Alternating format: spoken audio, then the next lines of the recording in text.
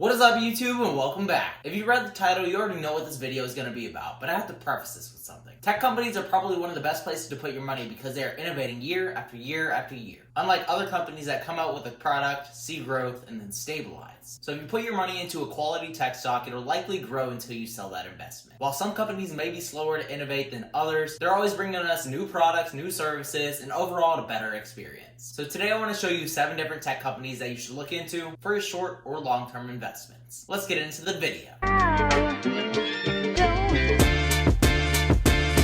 The first company that I want to talk about is Apple. You probably already saw this coming because I practically have their name tattooed across my forehead. Yesterday I actually bought an Apple share that was a little bit pricey, but I don't regret it. Apple is about to make a V-shaped recovery, and soon enough they'll be passing their highs that they saw before this crisis hit. Stock market analysts expect Apple to be above $350 due to their iPhone 12 coming out this year. And personally, I'm excited for this new phone. While Apple is pretty slow to innovate, they're always the best to do it. They weren't the first ones to come out with wireless headphones, but if you look around, pretty much everybody's wearing AirPods because they're the best product that's around. And now I get to write these off as a business expense. They're expected to ramp up their sales volume with the new iPhone, along with Apple TV, Music, and Arcade. I looked at their balance sheet in a previous video, but let's take a look at it one more time. Apple had so much cash laying around before this recession hit, and I'm telling you, cash is king when it comes to recessions. The amount of dollar bills that they had laying around helped them to reinvest in their company with stock buybacks, as well as paying their shareholders extra dividends. Tell me another company that increased their dividend yield during recession. Put it down in the comments below. The next company that we're going to be talking about is Facebook. I talked about this company in my weekly watch list video that you can check out here, and now they've come under a lot of scrutiny because of antitrust issues. Yesterday, their stock price took a nosedive along with other tech companies, and their shares are trading pretty close to $200. As outdated as their social media platform is, let's face it, we all still use it. And they're still trying to innovate with new services that they're adding on.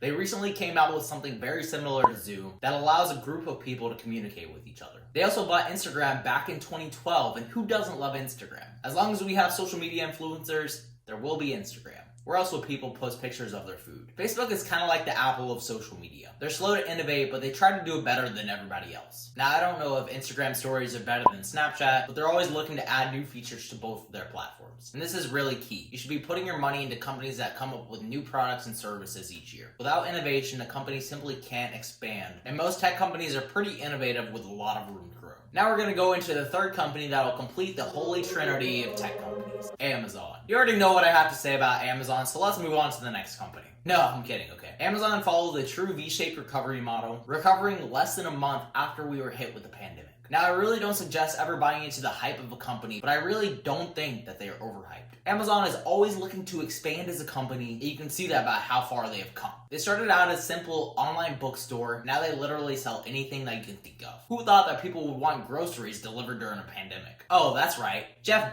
Bezos. While Jeff Bezos' earnings call was a bit controversial and ended up sending their stock price down, this created a great buying opportunity for Amazon. And they're going to continue to expand more and more as Bezos is looking to go into convenience stores, health insurance, and many other industries. I made an entire video about Amazon, so if you want to look at the details, go check it out here. The next company that I want to look at is Microsoft. You can't talk about Apple without talking about Microsoft, otherwise you'll be coming off as an Apple fanboy, which I wholesheartedly am, but I can't be biased here. Recently, I've been seeing some pretty touching Microsoft ads for Mother's Day that really warmed my heart. Very critical time for us. It's not working too. And for this sole reason alone, they deserve my money. But really, Microsoft Teams is probably one of the best communication platforms that's out there. I used it previously as a web developer, and it was a really great experience on my end. Of course, during quarantine, pretty much everybody is forced to work at home, and Microsoft Teams is pretty essential to some companies. I think that this pandemic has changed the work field overall, and we'll likely see more people working from home even after this pandemic is over. It's also important to know that Microsoft doesn't have all of their eggs in one basket. They have their own services, they have their own software, and they even have their own product line with the Dell XPS laptops. They're playing both sides of the tech industry with software and hardware, and I think that this is a great strategy to have to help them recover after this market.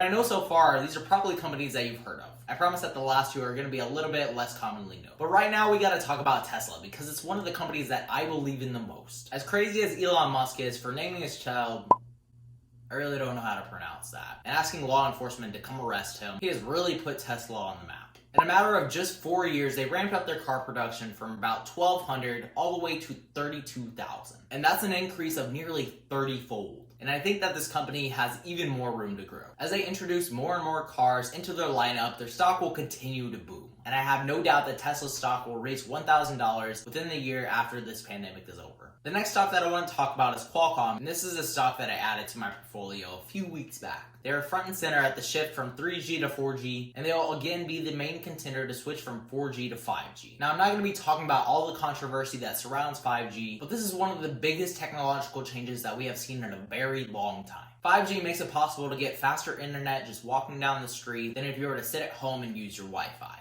which is absolutely absurd. This will make so many different things possible, like remote surgery. Can you imagine if a physician can do surgery on a patient in an ambulance that's not even at the hospital yet? It is important to keep in mind that they do have some competitors in the 5G world, which are AT&T, Verizon, and T-Mobile, but I think that Qualcomm has one of the better infrastructures out there to adapt. The final stock that I want to talk about is AMD. Now, AMD shareholders are kind of cultish, but I dig the company overall. Even though they're pretty dwarfed by Intel, they continue to innovate their chips, and they continue to compete with the CPU monopoly year after year. Not only are their chips on par with Intel, they're also much cheaper. And we all know that value is important to people, especially with consumer spending down right now. Their stock price is pretty affordable at only $54, and I personally bought into them because I think that this investment could pay off either 2 or 3-fold. A lot of people think that there's too much hype that's surrounding tech companies right now, but I really don't believe this to be hype.